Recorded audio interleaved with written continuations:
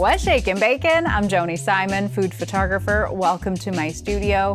This is part 6 of a series on pricing for food photography. In the previous lessons in this series, we've established how to create estimates for clients based on your time, the value of the work to the client, and how to account for expenses. So then the only other thing to include in your estimates, and one of the most important generators of profit for a photography business, is licensing. Now, as I mentioned, licensing is a very deep topic. There's a lot of nuance to it. In fact, there are 5 lessons dedicated to it, as well as a licensing pricing guide and hands-on support inside my business course, linked down below if you really want to dig in deep. But again, let's first get you set on a firm foundation of how to think about licensing. Because just like we've talked about, food photography, product photography are not one size fits all, and the same goes for licensing. And it all comes back to the thing we've talked about again and again, the value of the images to the specific client who's going to be using them. Because the same image can hold different value for different people. So we go back to the very beginning of the series when we talked about consumer versus commercial photography. If I take an image of a wedding cake at a wedding, what's the value of that image to the couple who's getting married?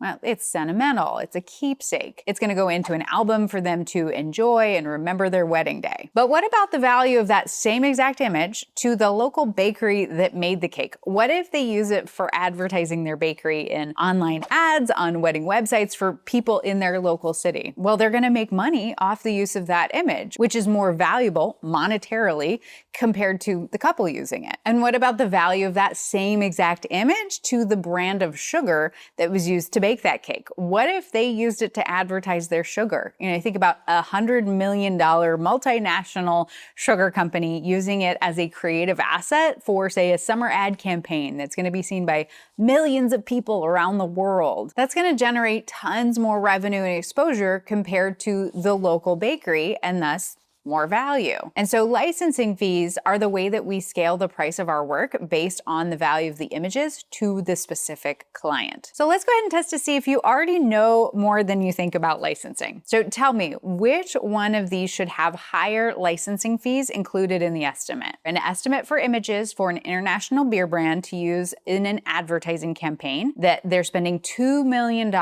for those ad spots versus a regional restaurant chain to display the images on their website's homepage.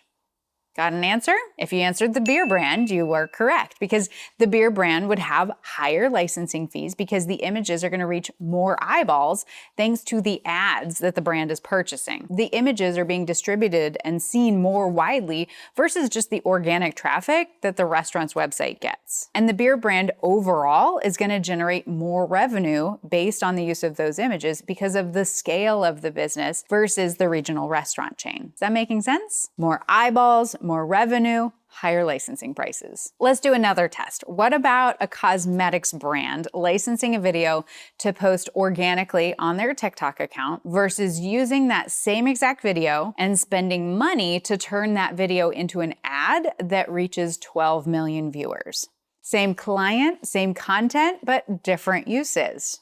Got your answer? Using video for advertising is going to result in higher licensing fees because, once again, more eyeballs, more revenue, higher licensing prices. And so when I weigh what to charge for licensing, I consider who is the client, how big are they, and how are they going to be using this image? How widely will that image be distributed, and how many people are going to see it, and for how long? And I include those details in the estimate and contract, what we would refer to as the usage. That is the written description of how the client can use the images that they are licensing and that they pay licensing fees for. But then we come back to the question of, well, what do I actually charge?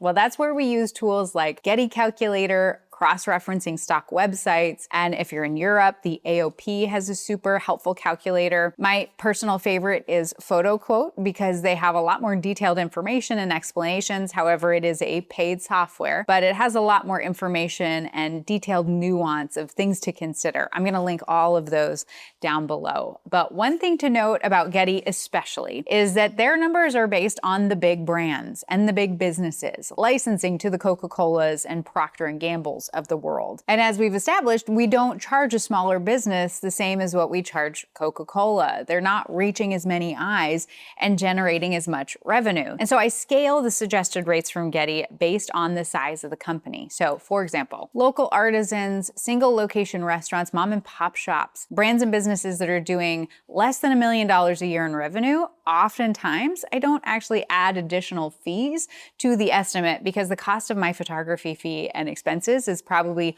already significant to them in light of their budget. And admittedly, this isn't a risk for me, right? They're a small local business. They're not reaching tons of people and they're not generating tons of revenue based on the use of that image. Where a regional business, they're reaching more people, but again, not the scale of the big international brands. So again, taking those numbers from Getty, I would charge licensing fees, but I would scale it to maybe 10% to 25% of what Getty is suggesting. So if Getty says that the price of licensing an image on a billboard for 3 months is $2,300, that would then be the big brand price. But for a regional brand that say is doing $10 million a year in annual revenue. You can just Google these things. It's actually pretty easy to find. They're doing $10 million a year. They're not a mom and pop shop, but they're also not a super big business. I would likely scale what Getty is suggesting by 10% of the suggested price. So instead of the $2,300 billboard price, I would scale that to $230 to license that image for 3 months for one billboard for that